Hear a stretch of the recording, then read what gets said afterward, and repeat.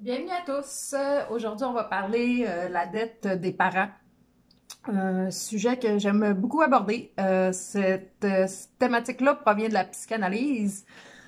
Puis ça dit que contrairement à la croyance culturelle comme quoi que c'est les enfants qui doivent aux parents, qui doivent la vie aux parents, tout ça, que c'est en fait les parents qui ont une dette envers leur enfant. Cette dette-là, c'est quoi? On va parler que, vu que l'enfant, quand il vient au monde, il signe pas de formulaire de consentement, tu sais, il est comme jeté là, il peut rien faire, hein, il est comme let's go. Donc, vu qu'on lui a pas demandé son consentement pour être là au monde, le parent, il doit la sécurité, l'affection et la reconnaissance. Quand on parle de reconnaissance, c'est de reconnaître que l'enfant a sa propre individualité, puis a droit à sa propre perception de la vie, ses propres besoins, ses propres attentes, ses propres désirs. Donc, le parent doit reconnaître ça. Il doit pas l'utiliser pour combler ses propres blessures, ses propres besoins, ou pour avoir des likes sur Facebook, ou bref. Donc, voilà pour la reconnaissance. L'affection, c'est être bienveillant envers son enfant, lui témoigner de la tendresse. La sécurité, c'est que le lien est sécurisant. L'enfant sait que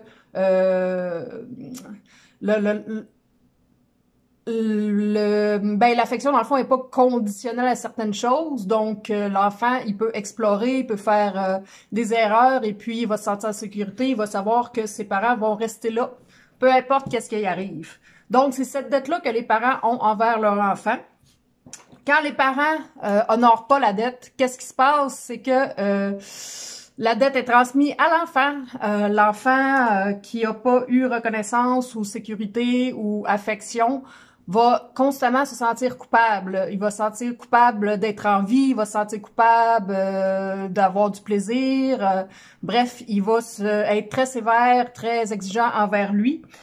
Comme si justement il était endetté, mais endetté au niveau symbolique, dans le sens que comme s'il méritait pas nécessairement de vivre, ou que si il vit, faut que il soit mieux que les autres, il va faire toutes sortes de prouesses, parce que dans le fond, ça prend tout ça pour que il sente que il ait sa place dans la vie, qu'il soit pas endetté. Donc voilà pour la dette du parent. C'est quand même quelque chose qui est qu'on voit couramment, les dommages de ça, de cette dette-là. Mais bon, avec en prenant conscience, tout ça, c'est en ayant le bon traitement, c'est possible de se sortir de cette dette symbolique-là. Et puis voilà, donc merci de votre écoute. J'espère que vous avez apprécié ce petit thème-là d'aujourd'hui.